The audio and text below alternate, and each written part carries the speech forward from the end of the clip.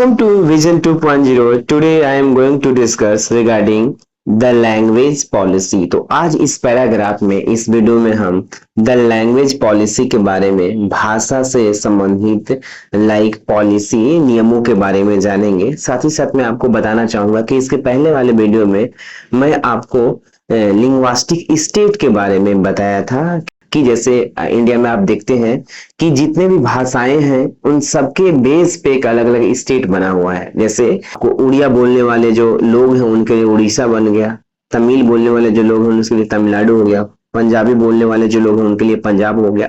तो जितने भी स्टेट आप देखते हैं एक क्या कहलाएंगे, लिंग्वास्टिक स्टेट, लैंग्वेज के बेस पे बने हुए स्टेट है ना। मतलब कहने का मतलब है कि आप हाउ इज फेडरलिज्म प्रैक्टिस। पिछले वाले वीडियो में आपने देखा था कि जो फेडरलिज्म है यानी संघवाद है, इंडिया का है, राज्यों का संघ है, तो इस संघवाद को इंग्लिश में बोलते हैं फेडरलिज्म है ना। कैसे अभ्यास किया जाता है, प्रैक्टिस किया जाता है, ये हम पढ़ रहे थे। उसी में हमने देखा था कि लिंग्वास्टिक स्टेट के बारे में पढ़ा था कि फेडरलिज्म कैसे प्रैक्टिस की जाती है। उसके अंदर कि यहाँ पर देखो, let us look at the some of the major way in which this happen. मतलब चलो चलकर देखते हैं कुछ ऐसा मेजर वे तरीका, कुछ ऐसा तरीका देखते हैं जिसमें फेडरलिज्म को दिस हैपन, फेडरलिज्म होता है या फेडरलिज्म प्रैक्टिस किया जाता है। तो पहला तरीका था लिंग्वास्टिक स्टेट है ना। Linguistic state is the first test. क्या बोलता है कि the creation of the linguistic state was the first and major test for the democratic policy in our country. मतलब कहना चाहता है कि फेडरलिज्म को प्रैक्टिस करने का हम यहाँ पर क्या पढ़ रहे थे, मेजर वे पढ़ना था, कौन कौन सा तरीका है। तो पहला तरीका क्या है, लिंग्वास्टिक स्टेट है, इसे हम टेस्ट के रूप में देखा जा रहा है ना। तो ये पहला वे है, तरीका है आपको फेडरलिज्म को प्रैक्टिस करने का, और साथ ही साथ आपको मेजर और पहला टेस्ट भी है ना। तो अब हम सेकेंड टेस्ट और सेकेंड तरीकों के बारे में देखेंगे कि कैसे फेडरलिज्म को प्रैक्टिस की जाती है। तो सेकेंड जो आपको टेस्ट है वो क्या है, आज इस वीडियो में आप देखेंगे, जिसका नाम है लैंग्वेज पॉलिसी है ना। Language policy is the second test and second way in which federalism happen. तो चलिए चलकर देखते हैं language policy. A second test for Indian federation is the language policy. कहने का मतलब है कि इस सेकेंड टेस्ट रिकॉग्नाइज किया जाता है। Our constitutions did not give the status of the official national language to any one language. Hindi was identified as the official language।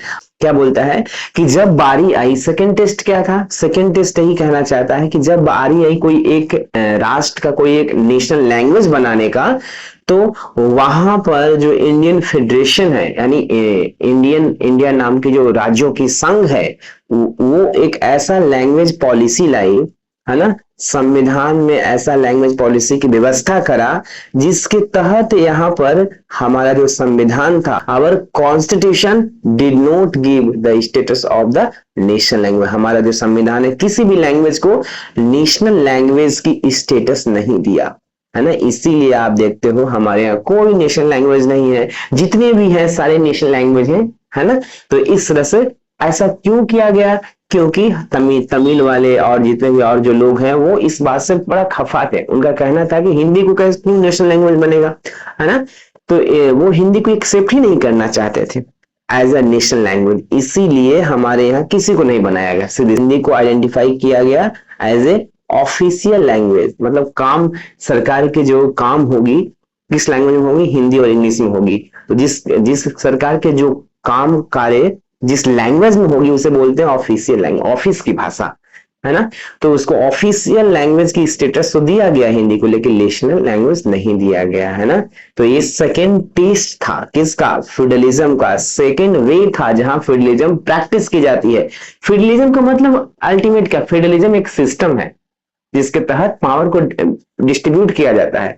तो एक तरह से यहाँ पर सभी लैंग्वेज को है ना लाइक नेशनल लैंग्वेज के रूप में रिकॉग्नाइज किया गया है। सभी लैंग्वेज को लाइक इंडिया में जितने भी लैंग्वेज बोली जाती है सबको बराबर ट्रीट किया गया, इक्वालिटी दी गई, तो एक तरह से सबको बराबर पावर दिया गया, पावर शेयर किया गया, है ना। लाइक ऐसा नहीं है कि जो हिंदी बोलने वाले लोग का जो लैंग्वेज था हिंदी उसे नेशनल लैंग्वेज बना दिया गया, स्पेशल ट्रीट मिल रही है, स्पेशल पावर मिल रही है, ऐसा कुछ भी नहीं, सबको इक्वालिटी। तो इस तरह से कहने का मतलब है कि ऐसी लैंग्वेज पॉलिसी की संविधान में व्यवस्था किया गया जिसके तहत हमारा जो संविधान था, our constitution did not give the status of the national language, है ना, कि व्यवस्था नहीं किया गया।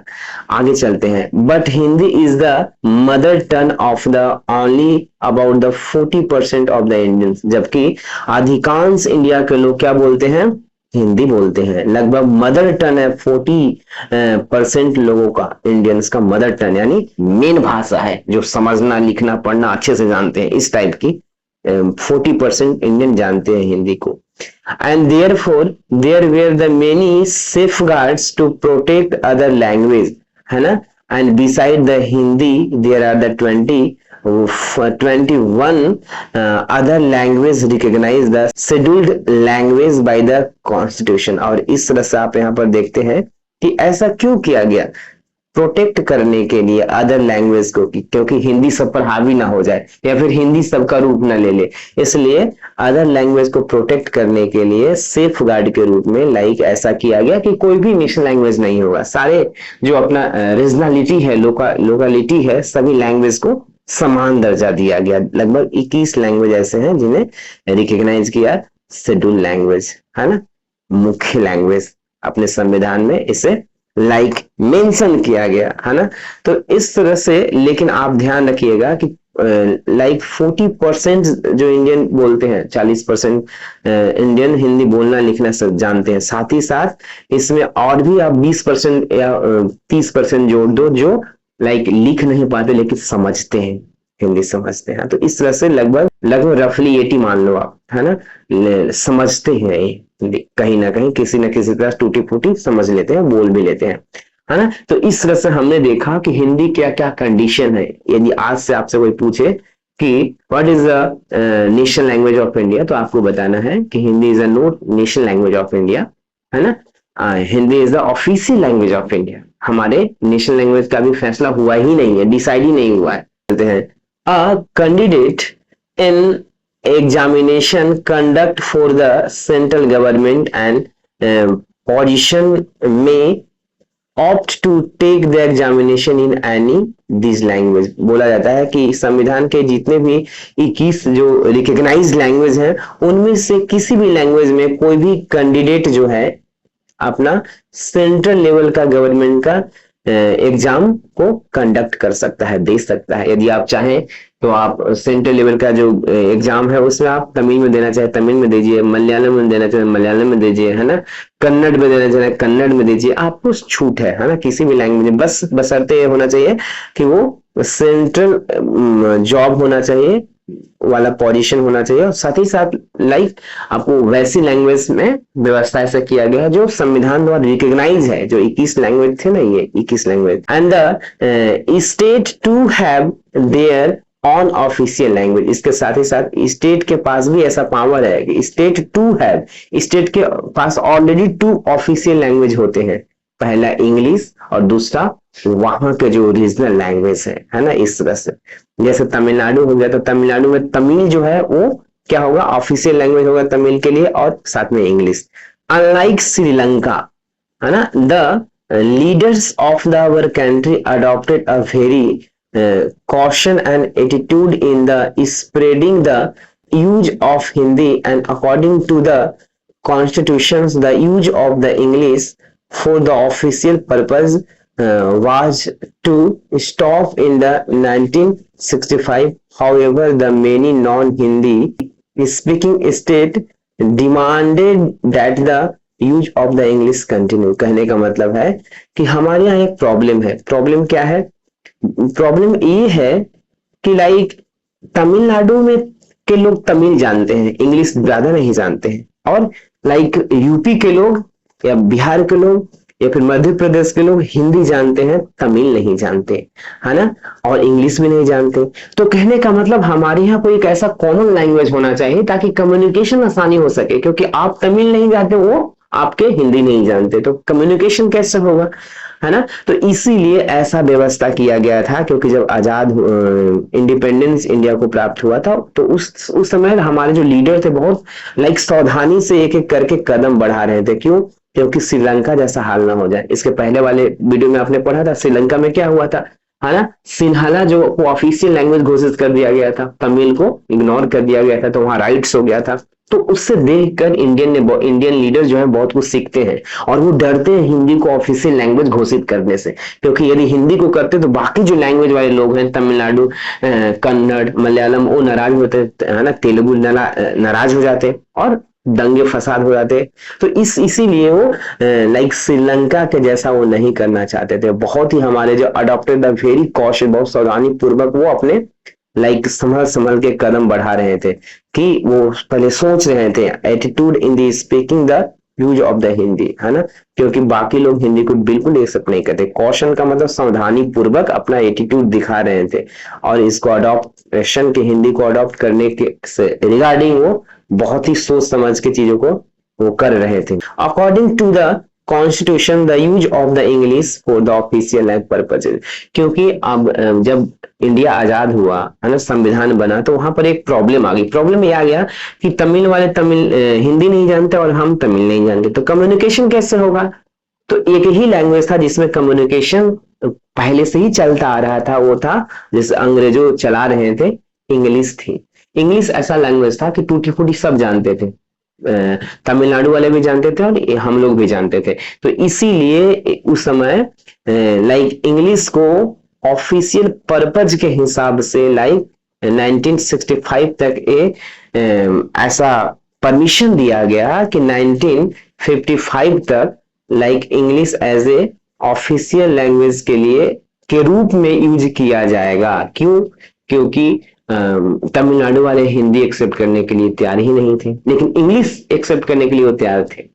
तो इस तरह से कहने का मतलब है कि यदि हिंदी, उस समय हिंदी को प्रयास भी किया गया था कि हिंदी को अडॉप्ट करवाया जाए नेशनल लैंग्वेज, है ना, ऑफिशियल लैंग्वेज, लेकिन ऐसा हो नहीं पाया, क्योंकि वो हिंदी को खारिज कर रहे थे दक्षिण भारतीय लोग, है ना। तो इस तरह से इसीलिए वहां पर इंग्लिश को कंटिन्यू किया गया, परमिशन दिया गया कि इंग्लिश विदेशी भाषा है, फिर भी ये जो ऑफिशियल पर्पज के, है ना, रिक्वायरमेंट के बेस पे 1965 तक इंग्लिश सारे ऑफिस का काम इसी में होगा, है ना, क्योंकि आसानी से सदर्न इंडिया और नदर्न इंडिया के लोग समझ सके। इन तमिलनाडु एंड द गवर्नमेंट टूक अ वायलेंस फॉर्म, जो तमिलनाडु में वहां की गवर्नमेंट है वो वायलेंस वहां पर होना शुरू हो गया, है ना, टूक द वायलेंस, क्योंकि हिंदी को लेकर के नहीं, हिंदी को ऑफिशियल लैंग्वेज या नेशनल लैंग्वेज घोषित नहीं करना है, इंग्लिश को ही कंटिन्यू रखो, है ना। और इस तरह से चीजें चलने लगी, जिसके कारण ऐसा हिंदी को कभी बनाया नहीं गया नेशनल लैंग्वेज या official language. And the central government responded by the agreeing to continue the use of the English with the Hindi for the official purpose. इसके बाद क्या हुआ कि गवर्नमेंट इस बात से अग्री हो गया, क्योंकि विरोध बहुत हो रहा था दक्षिण भारत में, और हमारे जो लीडर्स हैं वो स्पेशली इस बात को समझते थे, श्रीलंका वाले एग्जाम्पल को, इसीलिए उन्होंने क्या करा, अग्री हो गया कंटिन्यू करने के लिए इंग्लिश यूज, है ना, साथ में हिंदी को भी। तो इसलिए इंग्लिश और हिंदी दोनों को ऑफिशियल पर्पज के लिए ऑफिशियल लैंग्वेज के रूप में दर्जा दिया गया, और इस तरह से इंग्लिश आज तक चलती आई। आज भी वो एक्सेप्ट नहीं करते, तमिलनाडु वाले नहीं करते। तो इस think that these solutions of the favor the English speaking elites and promotions of the Hindi continue to be the official policy of the government of the India। लेकिन हमेशा गवर्नमेंट ऑफ इंडिया का एक policy रही है। Policy क्या रही है कि प्रमोट करने का, किसको, हिंदी को। प्रमोशन डज नॉट मीन, ये बात सही है कि जो गवर्नमेंट प्रमोशन करती है किसको, हिंदी को कंटिन्यू करने के लिए ऑफिशियल लैंग्वेज के रूप में सभी बोले, ये बात सही है। लेकिन यहाँ पर आपको ध्यान रखना है कि प्रमोशन का मतलब ये नहीं है, promotion does not mean that the central government can impose Hindi on the state where peoples speak a different language. Promotion जरूर करती है, लेकिन इसका मतलब ये नहीं है कि वो इम्पोज करे जोर जबरदस्ती डिफरेंट लैंग्वेज बोलने वाले स्टेट के लोगों पर, है ना। स्वेच्छा से उनको सीखना है, हम सीख सकते हैं, है ना। इसका मतलब बिल्कुल नहीं है। तो इस तरह से हमने देखा लैंग्वेज पॉलिसी के बारे में। आगे है the flexibility shown by the Indian political leader and help our country avoid the kinds of the situation that Sri Lanka itself in। बोलता है कि इस तरह से हमारे जो लीडर्स थे, इंडियन पॉलिटिकल जो लीडर्स हैं, उन्होंने समझदारी से काम लिया और श्रीलंका जैसे सिचुएशन जैसे श्रीलंका में हुआ था उस तरह के सिचुएशन को अवॉइड किया, है ना, होने नहीं दिया। और उनके समझदारी हेल्प करा कि हमारे देश में कोई दंगा फसाद नहीं हुआ और पूरी तरह देश इतना लैंग्वेज के बेस पे अलग अलग स्टेट बनने के बावजूद भी आज एक है ना, विविधताओं में एकता, यूनिटी इन डाइवर्सिटी के रूप में स्थित है। तो इस वजह से हमने देखा यहाँ पर कि कैसे लैंग्वेज पॉलिसी बनाई गई। लैंग्वेज पॉलिसी में और कुछ नहीं पढ़ना था, मुख्य रूप से आपको ये देखना था कि इंडिया में जो नेशनल लैंग्वेज की जो डिबेट चली थी, विवाद चला था, उसको लेकर यहाँ पर बताया गया। तो यहाँ पर आप आसान शब्दों में ये समझ लीजिए कि यहाँ पर ये समझना है कि नेशनल लैंग्वेज हमारा कुछ नहीं है, है ना। हमारा सारे लैंग्वेज ही नेशनल लैंग्वेज है। यहाँ पर हिंदी और इंग्लिश को ऑफिशियल लैंग्वेज के रूप में दर्जा दिया गया है, जिसमें सरकारी कामकाज उसमें संपन्न किए जाते हैं, है ना। इस तरह से जितने भी स्टेट है उनका भी अपना खुद का 2 लैंग्वेज है ऑफिशियल। तमिलनाडु के लिए तमिल और इंग्लिश हो गया और यूपी के लिए हिंदी और इंग्लिश हो गया, इस तरह से, है ना। आज के लिए इतना ही, मिलते हैं अगले वीडियो में। जब हम अगले वीडियो में मिलेंगे तो फिर से हम आपको आगे से सेंटर स्टेट रिलेशंस के बारे में देखें कि सेंटर स्टेट का रिलेशंस कैसा होता है। Thank you.